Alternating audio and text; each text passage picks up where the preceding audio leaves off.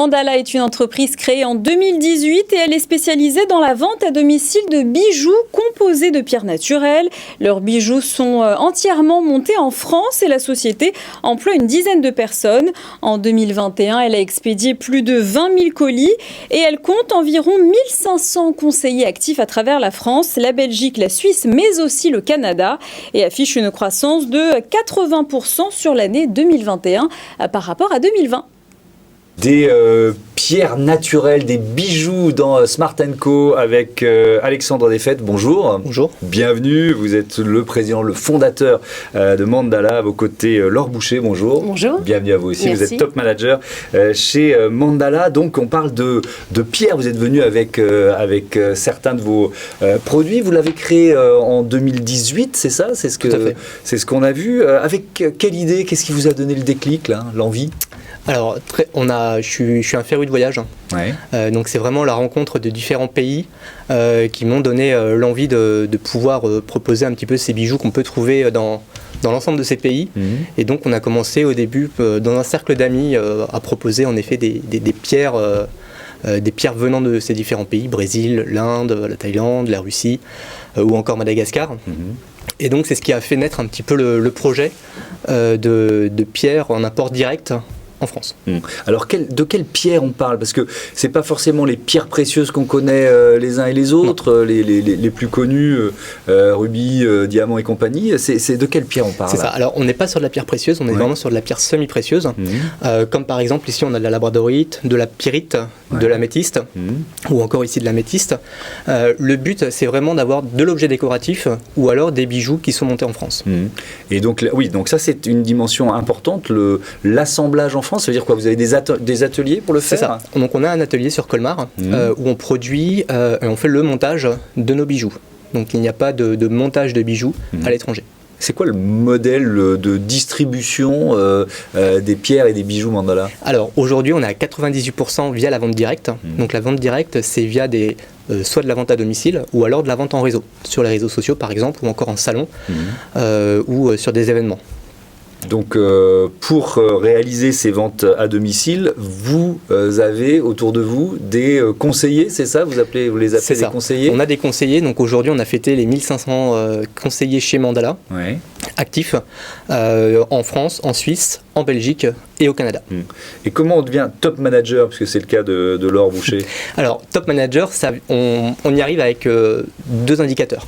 Le premier, c'est un indicateur de vente, c'est-à-dire qu'en effet, on réalise de belles ventes par rapport à sa clientèle, et on construit un réseau, c'est-à-dire un réseau de vendeuses ou de distributrices qui finalement vont faire des ventes, et le système de vente à domicile est qu'on va toucher des commissions sur la vente de nos filleuls. Alors on ne touche pas des commissions pour le plaisir, c'est vraiment le fait d'animer un réseau. C'est-à-dire que Laure, aujourd'hui, a une lignée qui est assez importante, mais elle n'est pas juste assise dans son canapé à toucher des commissions à la fin du mois. Il y a vraiment une réelle animation qui se fait, un accompagnement, une formation. Alors justement, expliquez-nous, vous avez démarré quand ce métier pour Mandala? Alors j'ai commencé en juillet 2019. Toute seule au départ, ou vous avez tout de suite créé un réseau? Non, toute seule au départ. Donc en fait, j'ai fait la rencontre d'une femme sur les réseaux sociaux qui est devenue ma marraine aujourd'hui, et donc celle qui m'a appris le métier, qui m'a formée. Et on a aussi, nous, au sein de chez Mandala, une plateforme aussi où on peut se former directement sur une académie, où on se forme sur les pierres, tout ça. Donc on n'est vraiment pas seul.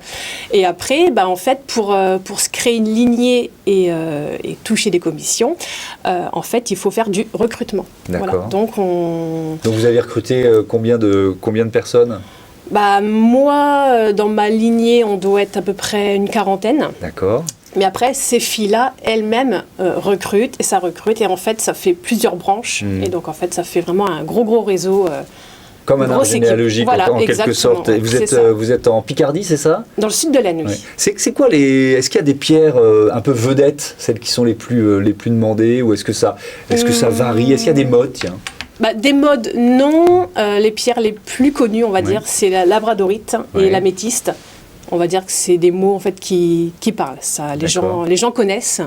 Donc, on est dans une période quand même particulière. Ça fait 2 ans qu'on vit avec cette épidémie, cette pandémie. Comment vous vous en êtes sorti pour continuer, puisque c'est de la vente à domicile quand même pour une bonne part? Comment vous avez fait? En fait, c'est bête à dire, mais depuis ce virus, le confinement, le Covid, tout ça, moi, ça a doublé.